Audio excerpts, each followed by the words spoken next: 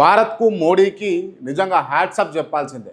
భారత ప్రభుత్వానికి పర్టికులర్గా చెప్పాలంటే. ఎందుకు అనంటే ఇంత విపత్కర పరిస్థితులను ఎట్లా ఎదుర్కొంటారు అన్న పరిస్థితి నుంచి ఇవాళ ప్రతి ఒక్కరూ మీసం మెలేసేటట్టు మోడీ చేసిండు. దీంట్లో ఎవరు అవునన్నా కాదన్నా, ఎవరు ఒప్పుకున్నా ఒప్పుకోకపోయినా, రాజకీయ విమర్శలు చేసినా చేయకపోయినా దీన్ని అందరూ సమర్థించవలసిందే.